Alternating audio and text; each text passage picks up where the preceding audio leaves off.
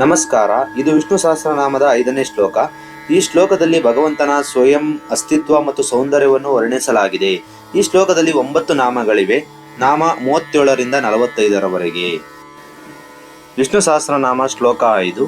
ಸ್ವಯಂಭು ಶಂಭುರಾದಿತ್ಯ ಪುಷ್ಪರಾಕ್ಷೋ ಮಹಾಸ್ವನಃ ಅನಾದಿ ನಿಧನೋ ದಾತಾ ವಿಧಾತಾ ಧಾತುರುತ್ತಮಃ. ಪದಗಳ ಅರ್ಥ: ಸ್ವಯಂಭೂ, ತಾನಾಗಿಯೇ ಹುಟ್ಟಿದವನು, ಅವನಿಗೆ ತಂದೆ ತಾಯಿ ಇಲ್ಲ, ಅವನ ಸೃಷ್ಟಿಗೆ ಬೇರೆ ಯಾರೂ ಕಾರಣರಲ್ಲ. ಶಂಭು, ಶಂ ಎಂದರೆ ಸುಖ ಅಥವಾ ಕಲ್ಯಾಣ, ಹೂ ಎಂದರೆ ಉಂಟು ಮಾಡುವವನು, ಭಕ್ತರಿಗೆ ಮಂಗಳವನ್ನು ಉಂಟು ಮಾಡುವವನು. ಶಿವನಿಗೂ ಇದೇ ಹೆಸರಿದೆ. ಆದಿತ್ಯ, ಸೂರ್ಯನ ಒಳಗಿರುವ ಪರಂಜ್ಯೋತಿ.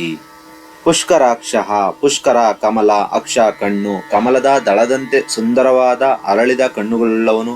ಮಹಾಸ್ವನಃ, ಮಹಾ ದೊಡ್ಡ, ಸ್ವನಃ ಶಬ್ದ ಧ್ವನಿ, ವೇದಗಳೇ ಅವನ ಉಸಿರು ಅಥವಾ ಅವನ ಗಂಭೀರವಾದ ಧ್ವನಿ ವೇದಘೋಷವಾಗಿದೆ.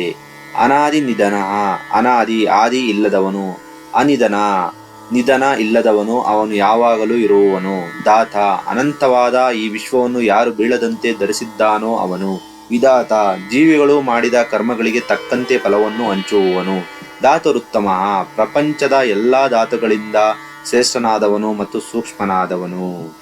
ಶ್ಲೋಕದ ಭಾವಾರ್ಥ: ಯಾರ ಸಹಾಯವಿಲ್ಲದೆ ತಾನಾಗಿಯೇ ಹುಟ್ಟಿದವನು, ಭಕ್ತರಿಗೆ ಸುಖ ಶಾಂತಿಯನ್ನು ನೀಡುವವನು, ಸೂರ್ಯಮಂಡಲದಲ್ಲಿ ಇರುವವನು, ಕಮಲದಂತಹ ಕಣ್ಣುಗಳುಳ್ಳವನು, ವೇದಗಳೆಂಬ ಮಹಾಶಬ್ದ ಸ್ವರೂಪನು, ಹುಟ್ಟು ಮತ್ತು ಸಾವು ಇಲ್ಲದವನು, ಜಗತ್ತನ್ನು ಧರಿಸಿದವನು, ಕರ್ಮಫಲವನ್ನು ನೀಡುವವನು ಮತ್ತು ಎಲ್ಲ ತತ್ವಗಳಿಗಿಂತಲೂ ಉತ್ತಮನಾದವನು ಆ ಮಹಾವಿಷ್ಣು.